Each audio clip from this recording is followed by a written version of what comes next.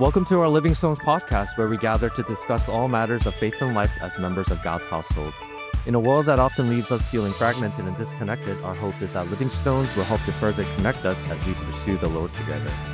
I'm your host, Siyoung, and today we'll be discussing the story of Jephthah and his daughter based on Judges chapter 11. And today I have with me Pastor Jacob and Brother Hwihu. Welcome, guys.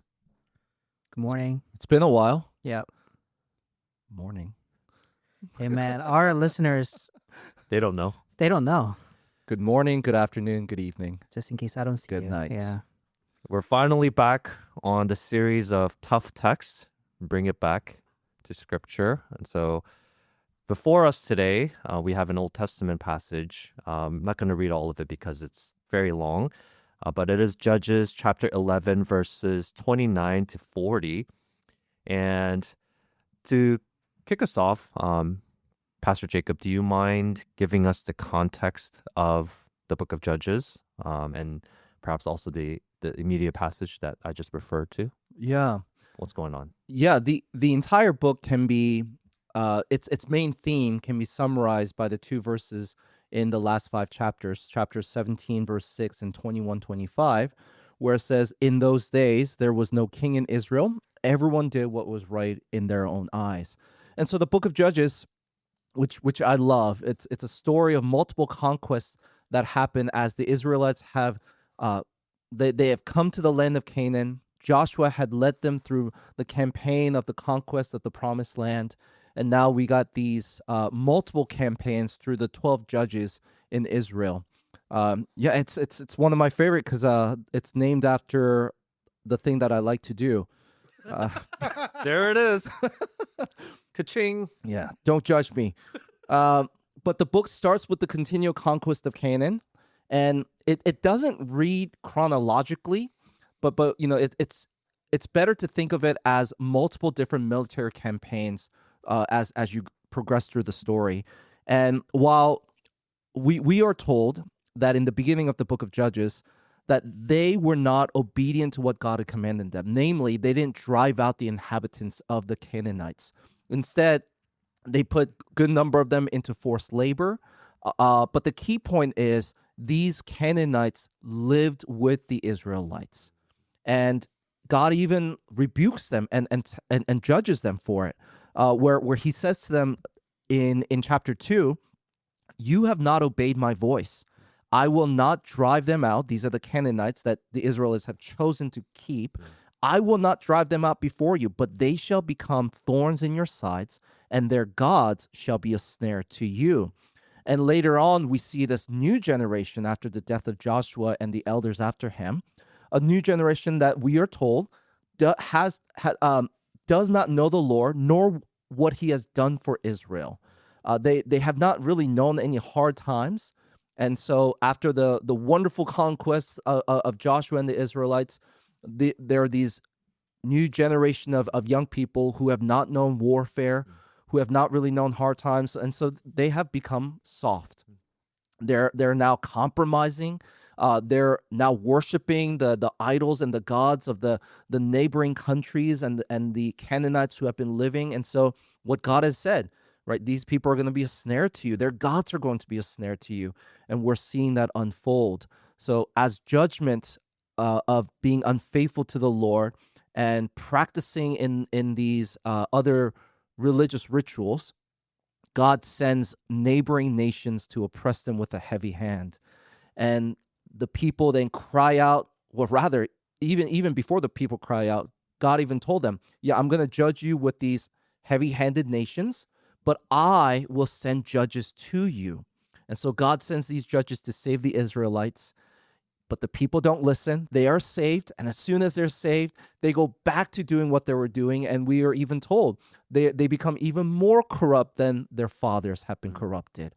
So they're doing worse things than what their fathers have done, even though God had rescued them. And so God again sends an oppressing nation with a heavy hand against the nation of Israel. Then the people cry out for help. God mercifully and graciously provides a judge. The people are saved, and then they go back to doing the very sinful things that brought this disaster in the first place, to which then God brings another oppressing nation. To then the people cry out, God sends a judge, and we see the cycle, a downward spiral of corruption growing within the land and the nation of Israel, where the nation of Israel starts looking like the destroyed city of Sodom.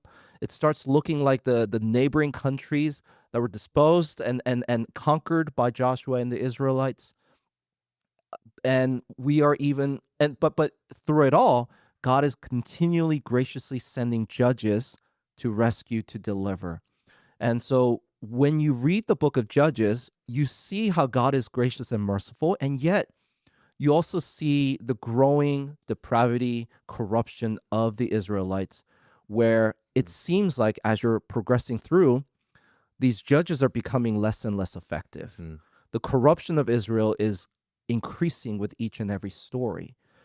And so the entire book ends with the line, in those days there was no king in Israel. Everyone did what was right in his own eyes, telling us that the office of judges seemed to be insufficient, that there needs to be a good, righteous king who will rule over the nation of Israel.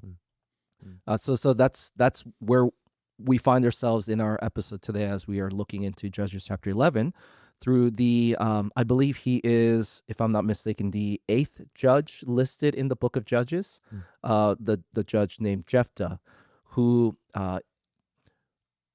has been known to be a mighty warrior, but this is the time when the Amorites were conquering over the Gilead, the land of Gilead, and they're about to march into Judah and conquer the city of Judah, or the tribe of Judah and the Benjaminites. But it's in that time that Jephthah is called to lead, and he judges Israel in order to save them against this oppressing nation of the Amorites. I think you meant to say Ammonites, right? I'm sorry. Yeah, Amorites. Close. I mean, Close, I know. there are Amorites, but in this Ammonites. case, Ammonites. Yes. By the way, that was a fantastic summary of the book of Judges. I think Yeah.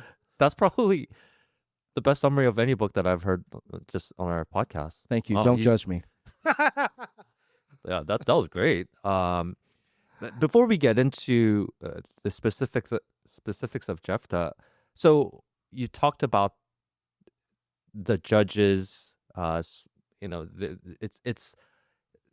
not an official office, but it is something that it is an office that God uses provisionally to rescue the Israelites, and yet it's setting up for some kind of monarchy. And so, but before we get into the specifics of the story, I wanted to ask, so what do you guys think or believe is the function of a judge? Like, how, when you read the book of Judges, are they kings? Like, what are they exactly, and what are their functions? Well, they are leaders. They're rulers. Even Jephthah, he's a mighty warrior who is a son of a prostitute woman, and so his fellow Gideonites kicked him out and said, "You're not going to have any inheritance with us because you are a son of a different woman." But once they recognize that the Ammonites, they're conquering, they're overcoming, it's like, okay, we need this mighty warrior back, and they tell Jephthah, if you come and lead, we will make you the head of our tribe. But essentially, that's what we've seen judges be. They are the key ruling figure who is leading these campaigns to fight against the oppressing nations in order to save the people of Israel. So they were military leaders, but also had some kingly function. Do we see any other aspects can you add anything to that? Oh yeah, basically, if they need to fight, then they do act as some type of military chief of command. For example, the woman judge, sorry, Deborah doesn't fight. Yeah. But she does organize. Yeah. The military endeavor, because they need to self-defense and attack those who are attacking Israelites. But that's only if there were military crises. Right. Ordinary days, a regular Wednesday night, she or he will act as a tribal leader, political leader, or a judge. People will bring their problems and troubles to them, and this individual judge will judge. But don't let the title judge fool you. It's not like the type of judge that you're thinking. Mm. It's a political leader who does a lot of stuff. So basically, it's a pseudo king, if that helps you. Something like that. Something in that spectrum. Mm. Yep. Yeah. And so we see that it is some kind of like a prototype of a king that is to come, at least that office. And so in this Jephthah story, what is the difficulty that we're particularly dealing with today in this story? Yeah. Well, he made a promise. Jephthah, upon being put in this position as the mighty warrior who will lead the Gideonites, especially the Gileadites. Yeah, there we go. Gileadites. He made a vow to God. And so we see this in Judges chapter 11, verse 31, where he makes a vow to the Lord and says, it's starting from verse 30, if you will give me the Ammonites into my hand, then whatever comes out from the doors of my house to meet me when I return in peace from the Ammonites shall be the Lord's, and I will offer it up for a burnt offering. And then later on, we are told that his daughter, his only child, is the one who comes to meet him with tambourines and dances. As soon as he saw her, he tore his clothes and said, alas, my daughter, you have brought me very low, and you have become the cause of great trouble for me, for I've opened my mouth to the Lord, and I cannot take back my vow.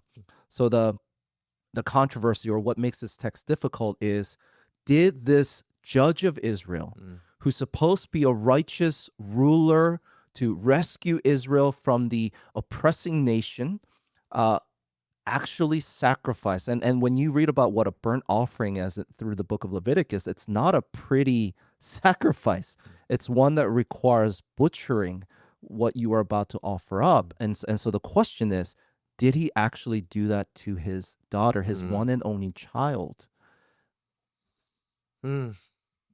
Yes, that is quite the Bible is at times can be very explicit in its writing and the stories that it tells. And so we do see the depravity of man here. But so the question is, did Jephthah actually sacrifice his daughter through the ordinance of the burnt offering? Yeah. Now, I do believe that there are two primary interpretations of this text.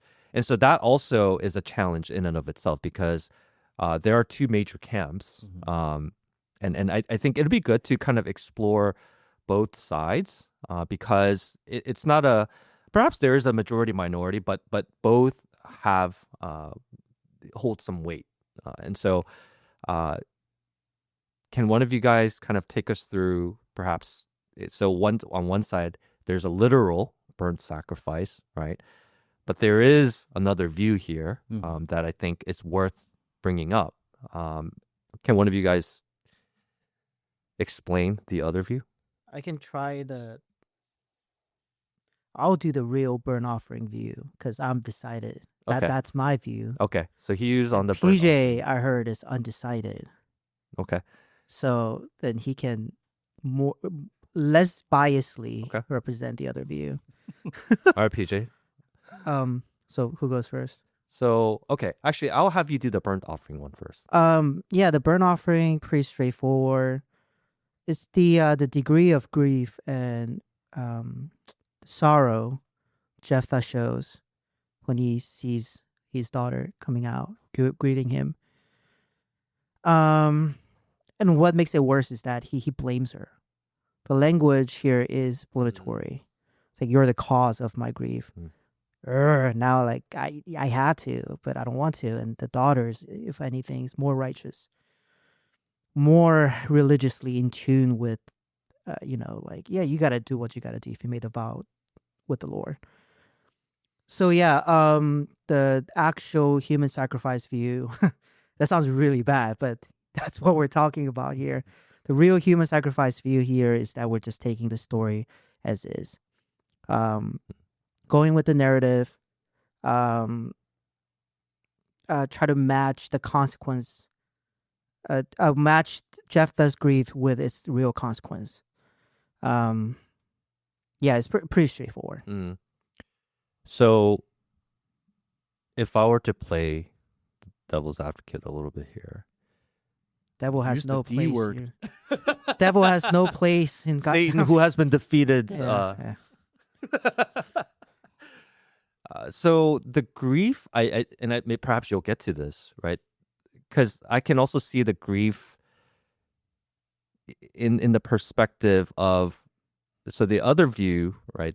I'm just going to introduce it, is that Jephthah was going to dedicate his daughter to a life of virginity and religious service to the Lord, right? And so, and you can explain a little bit more about that, but I could see also the grief aspect coming in where he knows that she is the only child that he has, right? Israel functions as a clan, right? And that's perpetually going to be the end of his line, right? Family offspring, and hope for a lineage, essentially. And so I could see someone saying, right? I'll reveal my cards. I do lean more towards burnt sacrifice, but I'm just kind of pushing back here based on the opposing view. I could see the grief coming from the fact that that's the end of his line, right? No more clan, no more clan of Jephthah, and it's game from there, right? And so, so with that, maybe PJ, can you explain that the dedication view a little bit more? Like, where's that coming from here? So I think these two views differ, really based on how you see the judges throughout the story of the book of Judges. Do you see, as it's clear that the nation of Israel is being more corrupted from one story to another, right? The corruption is growing.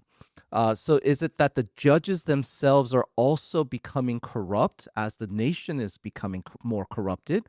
Or is it that these judges remain to be a righteous figure, but they are acting as the judges in a nation that's becoming more corrupted? Therefore, their effectiveness is just being diminished from one campaign to another. And so I for myself, I am not fully decided on which one, because both arguments, honestly, are pretty convincing. I think the classical literal reading seemed to imply, well, he mentioned burnt offering. She came out. They said, and it's like, okay, I got to do it. I made a promise. And the daughter's like, yes, you did. So you got to do it. But if Jephthah, along with the other judges, if you have the view that these judges are righteous, that they know the Lord and they're not breaking in terms of their right standing and right living before God, then the conclusion would be, would Jephthah, knowing the Lord, knowing how much God hates human sacrifices, would not have actually sacrificed his daughter, but this would have been a figurative sacrifice. And some of the reasons why people make that argument is the uniqueness of his daughter being the only one, and surely God would have sense of mercy to make sure that his line is not cut. But what we see is that Jephthah's daughter is willing to become this figure to sacrifice, to say, well, let's continue to be faithful to what God, to the promise that you have made, trusting that even though your blood lineage is coming to an end, you are still in the Lord. And one of the reasons why people also argue that this was not a literal human sacrifice is because what she's mourning is her virginity, right? Not her life. Like when Isaac was being taken to be a potential sacrifice by Abraham, Isaac asks, where's the ram for the slaughter? Where's the ram for the sacrifice? But here, Jephthah's daughter's response simply says, well, Father, you made this vow. let's follow through. Mm. But give me 2 months to be with my companions as we will mourn for my virginity. And so, as you mentioned earlier, it's a terrible thing for people in that time. It is the end of Jephthah's lineage. It's the end of Jephthah's daughter's support for the rest of her life if she doesn't have a husband or sons. And so it is a huge sacrifice nonetheless. Certainly is a greater sacrifice to lose your life, but it still is a great sacrifice. Another thing that's mentioned is, Jephthah is listed in the Hall of Faith in Hebrews chapter 11, along with Samson and Gideon. So putting those things together, some scholars argue, well, this is not a man who sacrificed his daughter, but this must have been some sort of a figurative sacrifice. At least that seems to be the more newer interpretation of the story of Jephthah. Yeah, thank you for that summary. So I have seen both sides. Like I said before, I'm a little bit more inclined towards the literal reading of it. For me, first off, the language that he uses, and he says whoever, right? I guess you can put whatever, but whoever comes out the door, right? I will offer as a burnt offering. And so even on that level, like I think I see some expectation that it's going to be some kind of a person, and not necessarily an animal. It doesn't sound like he's leading off with an animal. If I'm reading whoever comes out from that door, and so it kind of changes things if you look at it that way. Just because like then he intended human sacrifice from the beginning, and so if that's the case, then what he did is like pretty bad. He intentionally, or he feigned ignorance against God's law against like child sacrifice, because God hates human sacrifice. That was the pagan practice that he again and again spoke against, right, in the Levitical law, and yet here's this guy, kind of like in his maybe he's like a little hyped, or he's in the fields about, I'm if you give me this, I will do whatever, right? So he meant somewhat good, but he promised and even perhaps went on to break God's law. And so that's number one, at least how I read it. The plain reading, it's like hard to get that, like that he was expecting an animal or anything like that. But yeah, maybe one of his servants. Yeah, if anything, anyone right? else but his daughter. That doesn't make any easy. It doesn't make it Yeah. better. That doesn't make No. yeah. Yeah, but to me it reads that way. And then secondarily, this is just my also like I if you read First Samuel, Saul also makes a rash vow. Like he is going against the Philistines, and then he's in this place where he's like so pressed against from the pressure against the Philistines. He's like, no one eats, no one better eat, or you're gonna be dead. And his son eats because he didn't hear the command. He didn't hear the edict. And then Saul continues to consult with the Lord, but he gets no answer, and it's like, what's going on? So somebody break the oath here, and then finds out it's Jonathan, who he ate honey, and then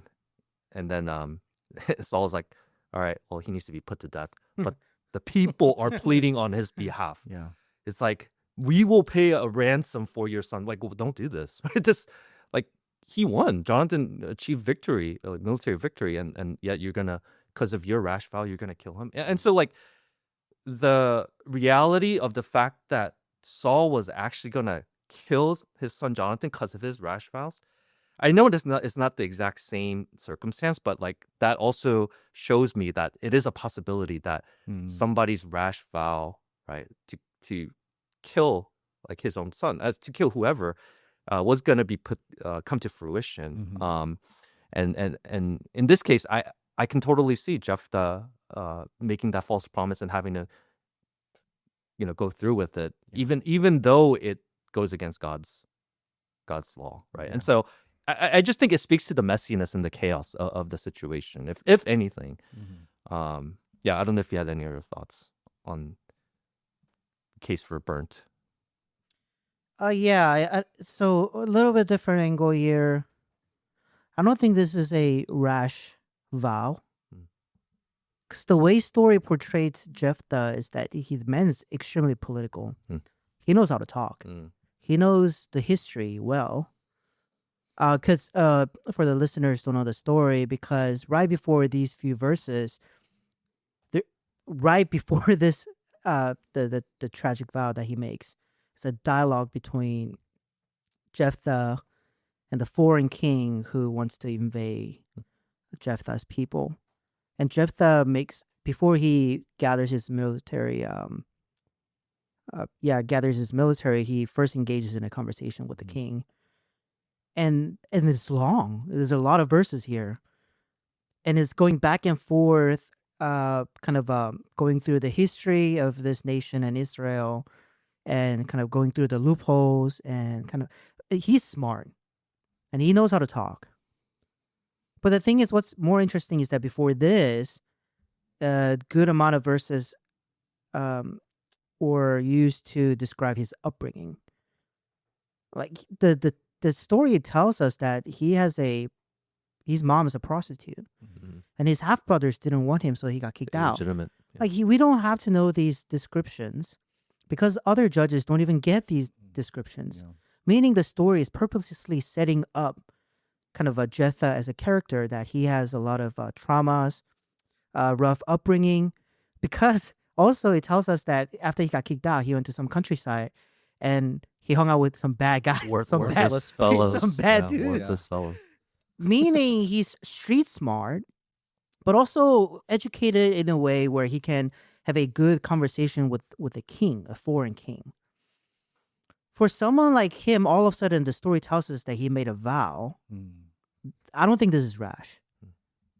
So just wanted to contribute here to paint the character a little bit more holistically, to appreciate the story, how the book of Judges want us to read Jephthah. He's smart, street smart, book smart, rough upbringing, but now he's trying to get a good type of respected position at his hometown. Now you think about him. Put yourself in his shoe. What would you do? How desperate are you? I think that's how the story is kind of painting Jephthah. And within now this kind of the way the book of Judges is telling us about Jephthah, I think he is, out of desperation, strategically, yes, making some type of deal with God. The Hebrew can read whoever, whatever. It can go both ways. It's purposely ambiguous. Was he expecting an animal? I don't know. But later, in David, when he comes back from a victorious battle, women come and celebrate, tambourine. So it's the same kind of a description. This doesn't happen before Jephthah, so maybe Jephthah didn't know, who would come and greet. But seeing how First King sets up the story, maybe Jephthah knew that maybe a person will come out to greet him. I think the best explanation, considering all this, is that this guy, even though he's an Israelite, he's almost a Canaanite. Even so, now I'm playing my poker honestly. My card is that judges are also corrupted. What makes it harder is that right before he makes the vow, he says the Spirit of the Lord is with him. Ooh, now that's hard. Yeah. How can he make a kind of a sinful vow with the Lord while having Holy Spirit? But that quickly gets resolved if we think about what David did while having the Holy Spirit. Because when he repents of his sin of killing a man and then raping a man's wife, Bathsheba, when he repents, he says, "Take not your Holy Spirit away from me." He still had God's Spirit with him while purposely planning and carrying out his sinful desires. So, okay, now that's not a problem anymore for us, because I think here the Holy Spirit is probably indication of that this is a God's appointed leader during this time.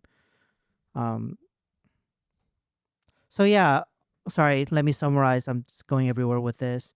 But I think this was not a rash vow, a strategic kind of a his view of God now synchronized. Syncretized with Canaanite kind of practices. Human sacrifice is forbidden according to God's law, Mosaic law that's given only about a couple hundred years ago. They don't practice this anymore to the point where it's hard to tell if you're Israelites or Canaanites. You almost worship God like how you would worship a Canaanite God. So within this worldview, what he's used to, what he's comfortable with, how he understands God, but he's now an appointed leader. So the story is very real. And this is us, to a degree. Like, we are called to do God's work, but look at our lives. It's extremely messy. And we act according to our understanding of God. Oftentimes it's not true of who he is, syncretized kind of a Christianity. But somehow God works through our messiness. But I think that this story is just one of those where, yeah, he made a vow. He knew what he was asking for because he really wanted to win. And yeah. I think the biggest tension that I feel is, does it make a difference when it comes to the conclusion of it all? Whether the judges are corrupted along with the nation of Israel, or these are righteous judges in a corrupt nation, would that affect the conclusion of the book of Judges, the need that we see coming out of book of Judges, and the story and the application to us? Whether Jephthah sacrificed his daughter literally or figuratively. And that's where, for me, I have not yet fully said one or the other. Because for me, I feel like the conclusion is still the same. The office of judges is not enough. The nation of Israel needs a good, righteous king. And we see, even as the kings are raised, those kings are not enough. And of course, we know who the true king is that we all need, being Jesus himself. So that's where it is tough to think about this judge of Israel sacrificing his daughter as a burnt offering. But at the end, I feel like the conclusion still remains, as we see ourselves in the story of Jephthah, as we see ourselves throughout the book of Judges, we are corrupt ourselves. If we continue in sin, it will just continue to corrupt us even more. We need a greater judge. We need a better king. We need Jesus himself, and not just another human figure. But that's where I feel the tension. Yeah. For me, I think I don't mind, quote unquote, the worst explanation here is adopting the worser explanation here, which is the human sacrifice. Because I feel like some Christians might think, wait, that's just obviously against God's law, and we don't want a hero of faith do something that's against God's law. Especially since he's listed in the Hall of Faith in Hebrews 11. Right. But I think apologetically, we have a bunch of heroes of faith doing bad things, and the story, like, they're not necessarily condemned in their kind of the books that they're written in. So David had multiple wives. Deuteronomy clearly says kings cannot have multiple wives, but the kings doesn't condemn. Narrator, storyteller does not condemn David for having multiple wives. The challenge here is that because the text doesn't say Jephthah did something that is against God's, like, displeased God or something like that, because the story doesn't tell us that line, now we're wrestling with this. Was this acceptable to God? If God is so good, why didn't he stop human sacrifice? I thought he hated it. But judges are just telling us stories of what happened. Sinners living in a sinful world try to do what they think it's pleasing to God. It's real people in real history. So it's a descriptive kind of a text, not like prescriptive. Not like, if you love Jesus, go do likewise, sacrifice your daughter. No, that's not what Book of Judges is saying. Right. So I'm okay with these kind of challenging texts because it's just the real messiness of this world, and the story does set up for, it's pushing us to think about wait, even Jephthah, someone who's approved, who God was using, is this bad? Mm. Like, I don't think I can do better than him. Then what hope do I have? Or maybe I think I can do better than him, but quickly realize, wait, I can't. I actually can't. Thus, then now I need a new kind of a hope to look for in Book of Judges. But yeah, something like that. That's why yeah, me too. I don't mind either. But even if it's the worst, even if it's the worser explanation, I'm okay with it. Yeah. Yeah. And either way, we can still conclude that he made, whether calculated or a rash vow, he made a foolish vow that resulted in the end of his lineage, one way or another, and he basically lost his daughter. And so, what I want to kind of move forward towards is, so what are the things that we can draw off from this passage? Like so we kind of talked about the differing interpretive views and the meaning of or explanation of what just happened in this passage. But so, what are our listeners to take away from this account? Right? How can we apply this? Yeah. Don't sacrifice your kids. Number one, yes. And be very careful and wise about the promises that you make to God, to other people. Right? Jesus even told his followers, don't make promises in heaven on earth, Don't make promises to your mom or in your mom's name or, whatever you regard to be of a higher authority to you. But as Christians, we're supposed to just simply let our yes be yes and no be no. Jesus spoke those words because people would make these promises in the name of something and they would break it because I didn't invoke the highest authority, and therefore, because it wasn't the highest authority, I didn't feel obligated to keep what I promised. But Jesus is saying, no, let your yes be yes and your no be no. And so as Christians, we should be very wise about the promises that we make to people, and we should be very thoughtful. And if we made a promise, strive to keep it. That's one thing that, as perverted as it is, commendable about Jephthah and his daughter, in that they made a vow, and even his daughter's like, Father, you made a promise to God. Let's follow through. If there's anything that we can say is commendable about this whole story, right, would be that they took their promises seriously. But yeah, as Christians, we should absolutely take our promises seriously.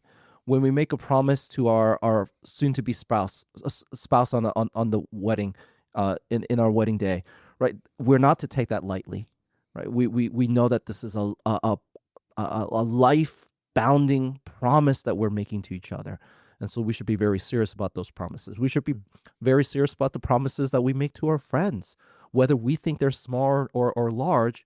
Let your yes be yes and your no be no. But in your notes, I see that you also talked about the fear of the Lord, and that is absolutely something that we should be mindful of. God is not someone that we can joke around with, right? He is our friend, but it's because he initiated this relationship, but he remains to be the most holy God. And so we should be very careful about how we approach him, to not just come in the way that we want to come, but to come in the way that he has called us to come. Even the book of Ecclesiastes talks about, just not making these rash promises. Let your words be few. Stop saying so many things and making promises to God, because chances are you'll probably break the more promises that you make. So just be very wise about what you promise, the commitments that you make. Yeah, and not to mention baseline, don't use the Lord's name in vain. People, at least growing up, and I'm sure we still say this a lot, but it's like a lot of people say, I swear to God, right? And then we're invoking the name of God. And that's, it's common language that we use. It's like just common vernacular in our culture, but we use the Lord's name with much trepidation and fear. Not in like a terrifying way, but in a reverential way. Like, we don't just invoke this name just to make a bet on the fact that I could maybe get this done, or I bet you, like make false promises or promises that we can't keep. And so I do think that we need to be, like you said, a little bit more careful with our words, not just the promise that we make to others, but when we invoke the Lord's name. I before I head over to you, I also wanted to add, I think this is also in some ways caution against bringing like syncretize promises to the Lord, right? And what I mean by that is some people, I would say, I'm going to tithe this money that I made from these ungodly means. Or God, if you let me just win big, right, on this perhaps gamble or this ungodly practice of like, you know, doing illegal things, right? Whether it be it, I don't know, selling drugs or something like that. I promise that I'm going to tithe the 10%. No, that's not an acceptable offering to the Lord because you've essentially sinned, right? And then you're using a sinful means and offering that up to the Lord. And so I think sometimes we want to justify our sinful behavior by saying, I will dedicate this to you, right? But the Lord does not need your sacrifice, right? He does not need the even if it's a large sum of money that you won through ungodly means. Ultimately, it's a generosity from the heart earned through God-given, godly means of earning. And so that's just one random thing I had. It's like when Jephthah brought this syncretized like promise, I'm like, oh, he meant well, but it's still a pagan practice that he's bringing in here, an ungodly, unsanctioned means of promise. And so that's one random kind of application that I thought of. Well, before, because I know he was going to finish it off with an excellent point at the end of this episode. I like that setup. Just want to say one last thing. In terms of just looking through the entire book of Judges, right? I think it's a story as we apply these narratives to our lives. We need to be very careful about our depravity. We need to be very careful about letting our sin loose. Just because you've done a couple things right doesn't mean you can put your guard down.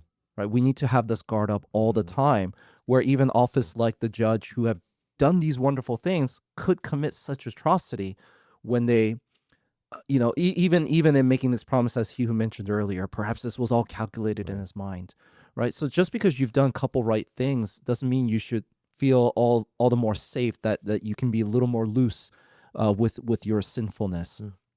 But no, we should be very mindful always, putting on daily the full armor of God to battle against our own sinfulness as well as the sins around us. So it is a cautionary tale for us as we examine the life of Jephthah and apply ourselves. We should be very mindful and keep an eye upon ourselves so that we're not doing foolish things just because we felt like we did a couple things right. Oh, that's good. Yeah. I like that one. How can I top that? I can't. He set you up just now. Yeah, you gotta spike it down. I'm just an intern. I don't know how I'm gonna do that. But you said it was your random thought, but that was my thought. For me, I mean, Old Testament is something that I'm still learning, studying, especially this story. I never studied in depth before. But syncretism, what I was gonna share is definitely what you share. But I would take a step further, actually.